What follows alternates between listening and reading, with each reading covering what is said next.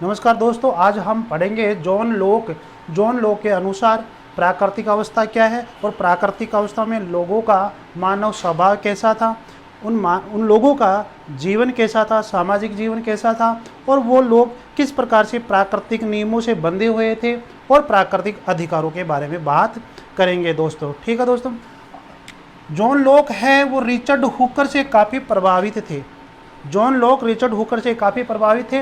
Richard Hooker की जो book थी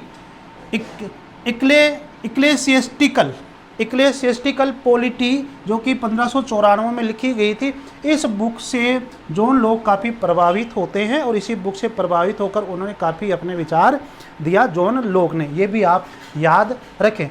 अब बात करते हैं हम प्राकृतिक अवस्था। जॉन लॉक ने प्राकृतिक अवस्था के बारे में क्या कहा? प्राकृतिक अवस्था के बारे में होब्स ने भी बताया और किसने बताया? जॉन लॉक ने भी बताया। तो दोनों की प्राकृतिक अवस्था में अंतर क्या है वो हमें समझना है दोस्तों। देखिए, होब्स ने जहां प्राकृतिक अवस्था को सबके साथ सबके विरुद्ध की युद्ध की अवस्था बताया था, यहाँ से देखना आप, सबके साथ सबके विरुद्ध युद्ध की अवस्था बताया।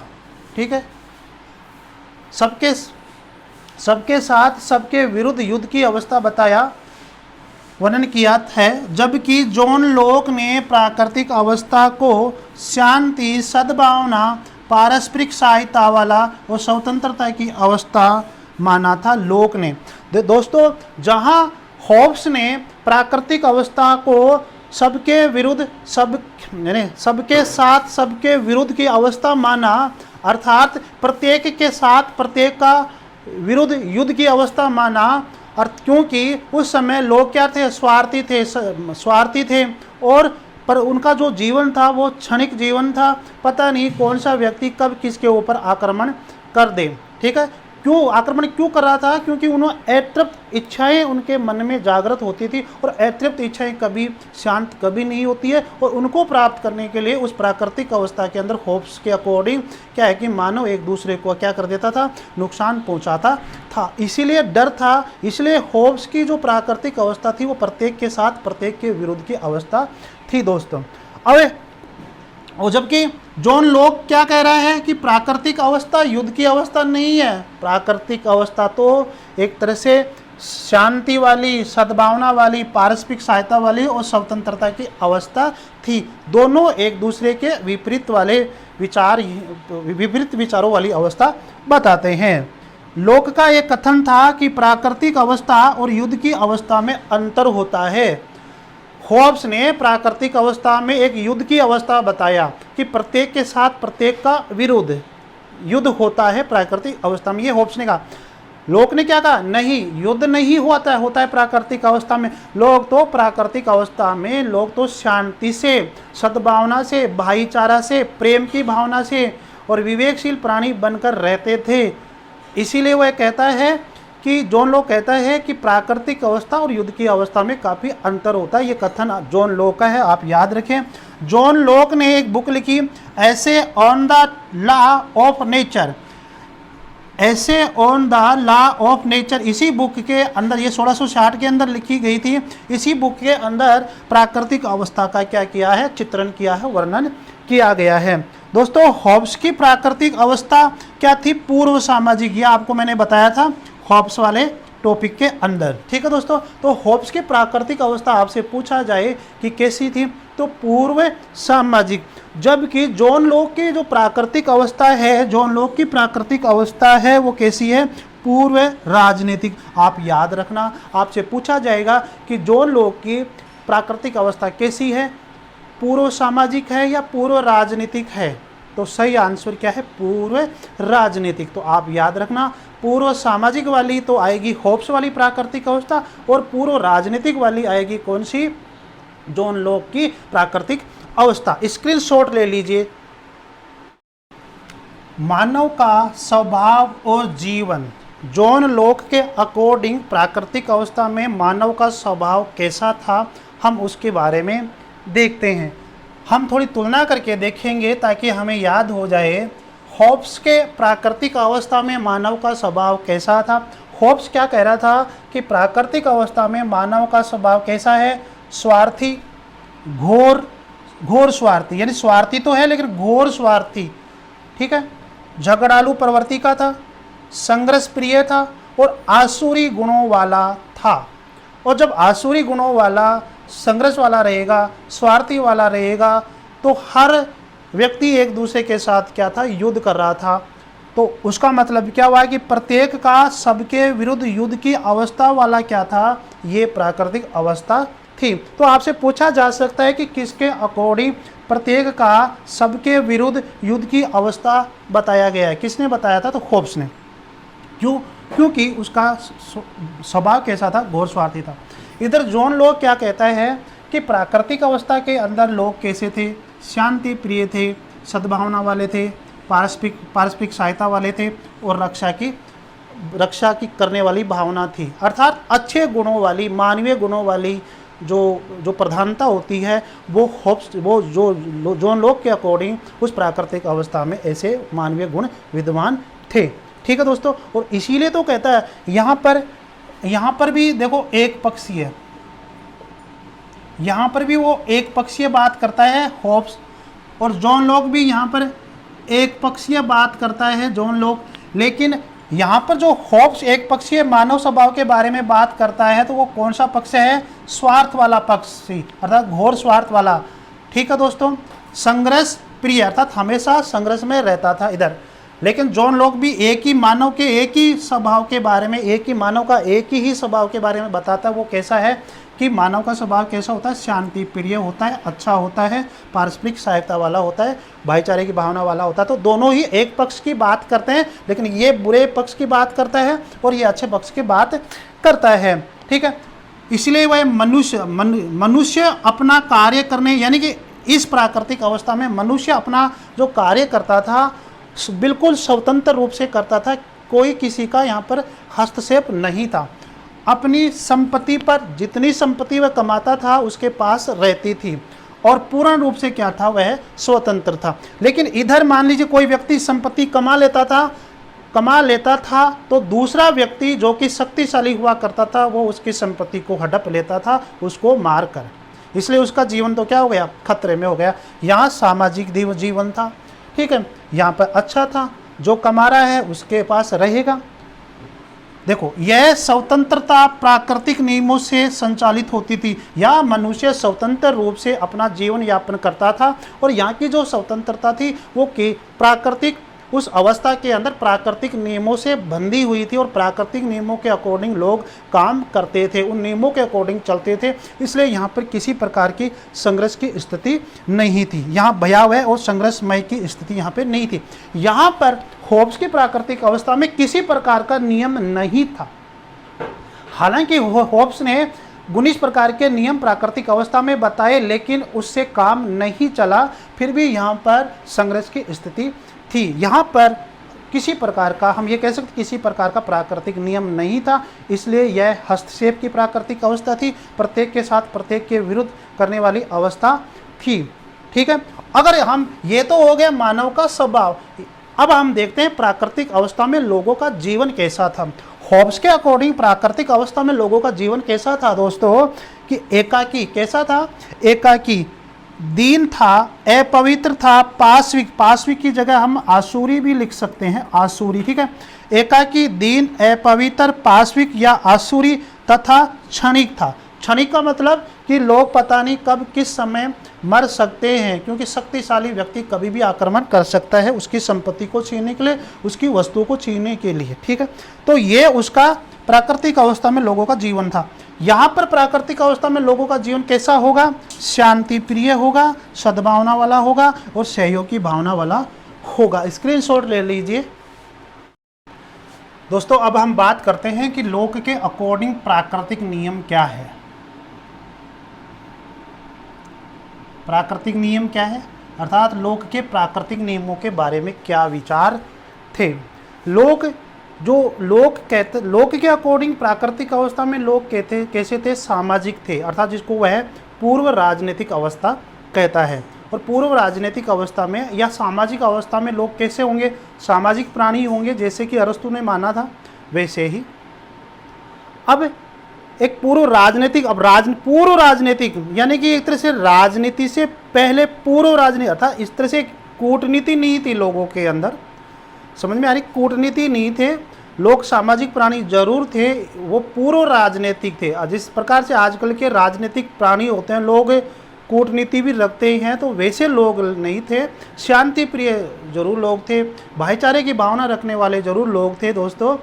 तो उस समय लोगों में विवेक था, वो विवेक से शांति की भावना से रहते थे, भाईचारे की भावना से रहते थे। और उसी विवेक को लोग क्या मानता है? प्रकाश। क्या मानता है? प्रकाश। और उसी प्रकाश से क्या होते हैं कि शासित होते हैं लोग, प्राकृतिक नियमों में बंधे रहते हैं, ठीक है। और उन्हीं प्राकृतिक नियमों से क्या है कि लोग संचालित होते हैं, तभी उस प्राकृतिक अवस्था में लोग क्या थे? सद्भावना से रहते थे। तो कहीं ना कहीं जो लोक है, लोक के अकॉर्डिंग जो प्राकृतिक नियम है, वह प्राकृतिक नियमों को विवेक माना है, अर्थात विवेक ही प्राकृतिक नियम है, विवेक के द्वारा ही प्राकृतिक नियम खोजे गए हैं दोस्तों। होब्स ने भी यही माना था कि विवेक के द्वारा ही प्राकृतिक नियम बनाए गए हैं, लेकिन यहाँ थोड़ा अलग है और वहाँ उसका अलग है।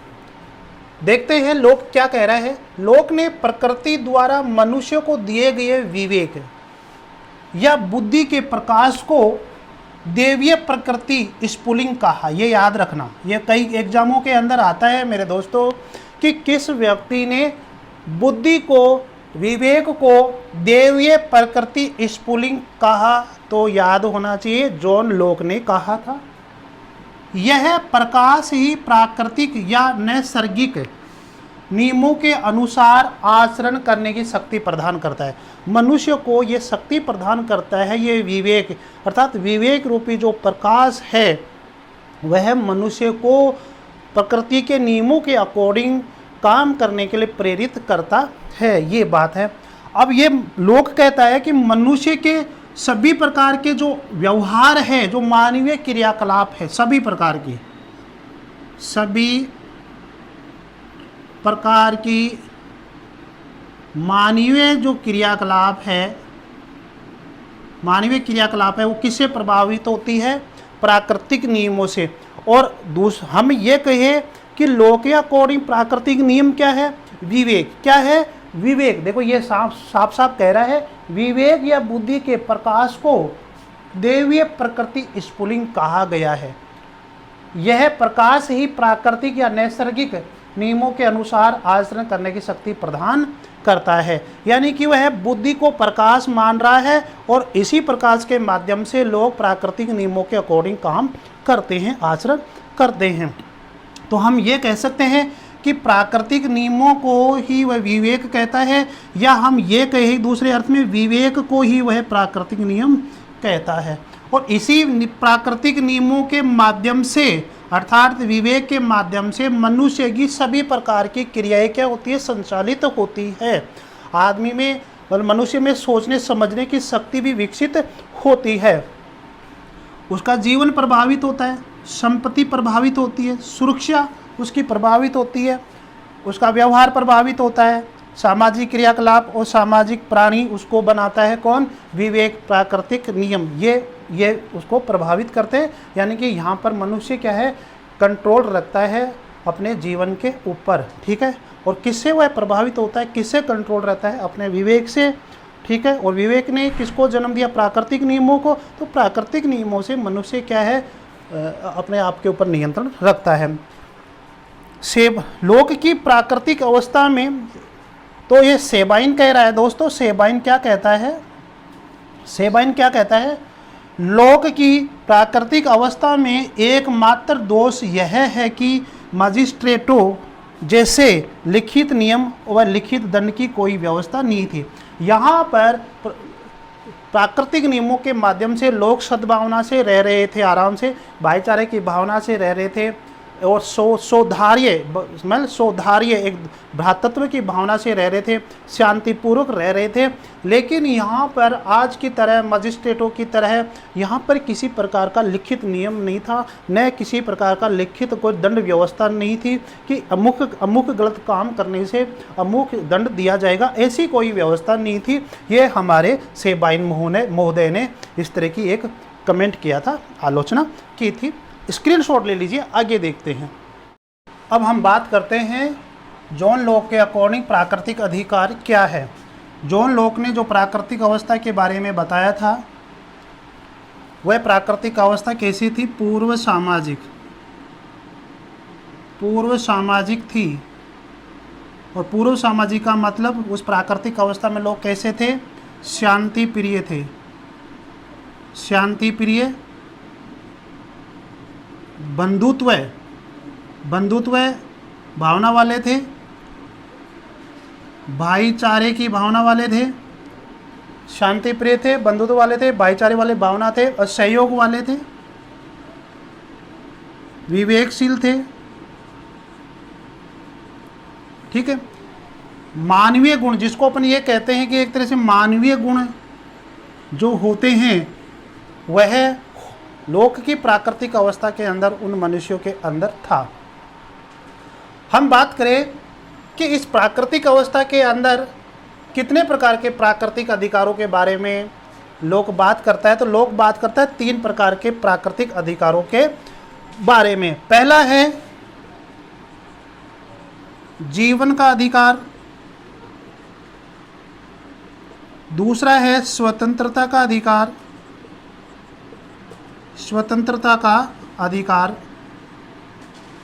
और तीसरा है संपत्ति का अधिकार। ठीक है दोस्तों, जॉन लॉक ने 3 प्रकार के प्राकृतिक अधिकारों के बारे में बात की है, लेकिन इस संपत्ति के अधिकार में ही ये जो दोनों अधिकार है, जीवन का अधिकार और स्वतंत्रता का अधिकार को वह शामिल करता है। कहीं कहीं तो वह कहता है कि 3 प्रकार के अधिकार अलग अलग होते हैं, और कई बार ये भी कहता है कि संपत्ति के अधिकार के अंदर ही सभी अधिकार शामिल है, और सभी अधिकार का मतलब जीवन का अधिकार और स्वतंत्रता का अधिकार इसमें शामिल है। ठीक है दोस्तों, तो आप इस तरह से याद कर ले, संपत्ति के अधिकार में ही क्या क्या शामिल है? जीवन का अधिकार और स्वतंत्रता का अधिकार दोस्तों। ठीक है। अब जॉन लॉक ये कहता है कि इन अधिकारों की सुरक्षा के लिए लोगों ने राज्य बनाया। राज्य क्यों बनाया? इन अधिकारों की सुरक्षा के लिए। और कुछ असुविधा थी, उन असुविधा को पूरा करने के लिए लोगों ने क्या किया था? सामाजिक समझौता किया था।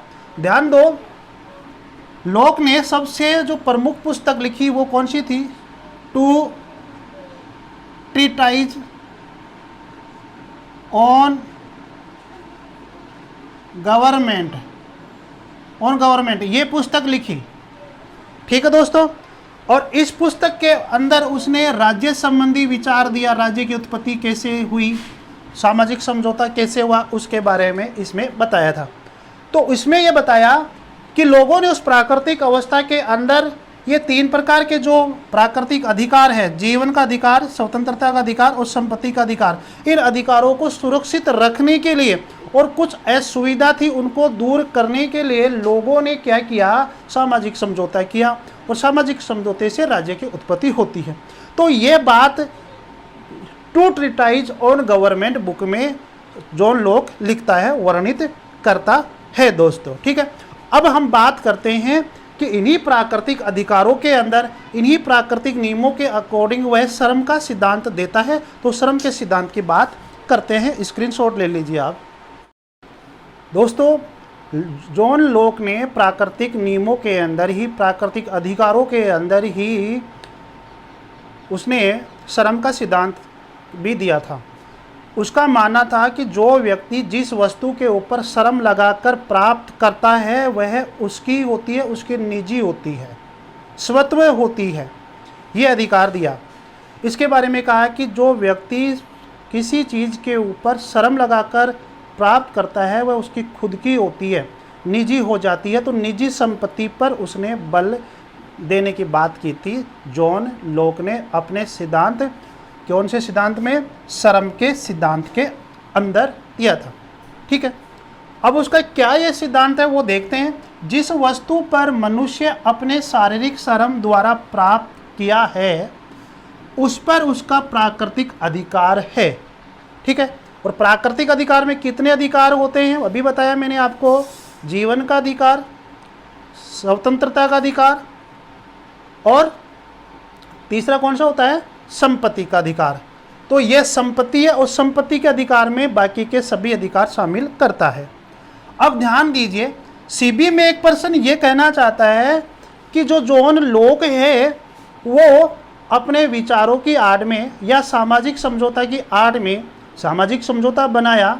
हम ये कह सकते हैं कि सामाजिक समझौता की आड़ में उसने क्या किया कि जो पूंजीपति लोग हैं, जब समझौता किया गया था तो वह पूंजीपति लोगों की संपत्ति को बढ़ावा देने के लिए सामाजिक समझौता किया था।